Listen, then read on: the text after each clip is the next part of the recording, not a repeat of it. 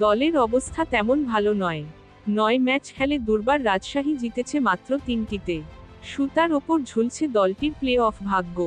তবে সেই দলেরই এক বোলারের নাম উইকেট শিকারীদের তালিকায় সবার ওপরে জ্বলজ্বল করছে। বোলারের নাম তাসকিন আহমেদ। বাংলাদেশ জাতীয় দলের পেসার 9 ম্যাচে নিয়েছেন 20 উইকেট। এর 7টিই এক ম্যাচে, মিরপুরে ঢাকা ক্যাপিটালসের বিপক্ষে। বিপিএলে যা সেরা বোলিংয়ের রেকর্ড, স্বীকৃত টি-20 ইতিহাসে তৃতীয় সেরা। গত ম্যাচ থেকে দুর্বার রাজশাহীর অধিনায়কত্বের ভারও উঠেছে সেই তাসকিনের চওড়া কাঁধে। তাসকিন দলকে শীর্ষ 4-এ রেখে প্লে অফ পর্বে তুলতে পারবেন কিনা, কে জানে। তবে দল প্লে অফ নিশ্চিত করতে না পারলেও তাসকিন আরও বড় একটি রেকর্ড নিয়ে টুর্নামেন্ট শেষ করতে পারেন। রেকর্ডটা বিপিএলে এক মৌসুমে সবচেয়ে বেশি উইকেট নেওয়ার।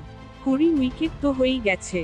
লিগ পর্বে রাজশাহীর হাতে থাকা 3 ম্যাচে 4 উইকেট পেলেই রেকর্ড হয়ে যাবে। 2018-19 মৌসুমে 23 উইকেট নিয়ে যে রেকর্ডের মালিক সাকিব আল হাসান। সাকিব সেই মৌসুমে খেলেছিলেন ঢাকা ডায়নামাইটসের হয়ে। 23 উইকেট নিতে তাকে খেলতে হয়েছিল 15 ম্যাচ। সাকিব পেছনে ফেলেছিলেন নিজেকেই। আগের মৌসুমে একই দলের হয়ে 13 ম্যাচে 22 উইকেট নিয়ে ছুঁয়েছিলেন এই রেকর্ডটা। আগে যা ছিল কেভন কুপারের। 2015-16 মৌসুমে বরিশাল বুলসের হয়ে এই ওয়েস্ট ইন্ডিয়ান পেসারের 22 উইকেট এসেছিল মাত্র 9 ম্যাচে। বিপিএলে এক মৌসুমে 22 উইকেট নেওয়া বোলার আছেন আরও 4 জন।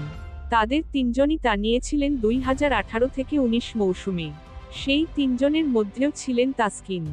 বাকি 2 জন মাশরাফি বিন মুর্তজা ও রুবেল হোসেন। গত মৌসুমে 22 উইকেট নিয়ে সেই তালিকায় যোগ দেন শরীফুল ইসলাম। বিপিএলে এক মৌসুমে 21 উইকেট নিয়েছেন 2 জন। 2015-16 মৌসুমে আবু হায়দার ও 2016-17 মৌসুমে ডোয়াইন ব্রাভো। স্বীকৃত টি-20তে এক টুর্নামেন্টে সবচেয়ে বেশি 33 উইকেট নেওয়ার রেকর্ড আছে। সেই রেকর্ড দুজনের। 2010 সালে ইংল্যান্ডের ফ্রেন্ডস প্রভিডেন্ট টি-20তে আলফন্সো টমাস ও 2024 সালে ইংল্যান্ডেরই ভাইটালিটি ব্লাস্টে ডেভিড পেইন নিয়েছিলেন 33টি করে উইকেট। যদিও টমাস ম্যাচ খেলেছিলেন 19টি, পেইন 17টি।